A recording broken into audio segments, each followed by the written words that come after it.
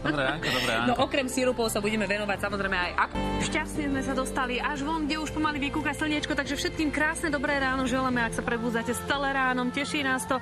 A či takéto slnečné počasie vydrží aj v tých nasledujúcich 10 dňoch, ktoré nám už teraz povie doktor Jozef Ilko. Všetkým divákom želám dobré ráno, po celý čas, po celý týždeň nebude také slnečné, predpokladám, že najbližšie dni bude trošku viacej oblakov, útorok, streda, štvrtok, týchto Najmä Nigéria si počíňa veľmi svedomito v tomto smere, takže tam už za ostatné dni sa detekuje menej prípadov a ak tak idú k tým známym zdrojom, čiže ako keby... Epidémia eboli?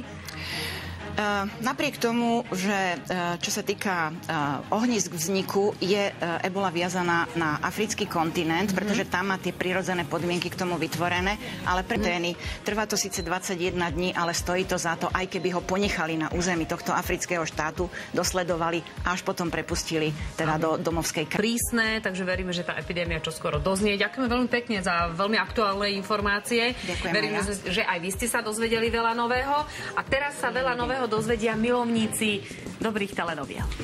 Áno, a niektorí vnímajú veľmi dramaticky to, že minulý týždeň sa skončil seriál Fatmagul, ale dobrá správa, je tu nový seriál, ktorý nám prišiel predstaviť Michal Nemet, vedúci programu. Seriál sa volá Feriha.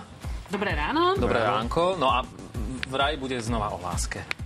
Samozrejme, ako všetky romantické seriály vysielané na televízii doma z Turecka. Aj ten... Predčasom tu boli tie argentínske, ktoré teraz nahradili. Je to bližšie mentalite? Aký je slovenský divák? Pýta sa, kedy bude ďalšia časť? Čo sa bude diať? Samozrejme, tieto romantické seriály... Mnohé z vás, alebo aj mnohí z vás, lebo čo ja viem, tak aj niektorí páni utekajú domov, zapínajú televízor, pretože ide seriál.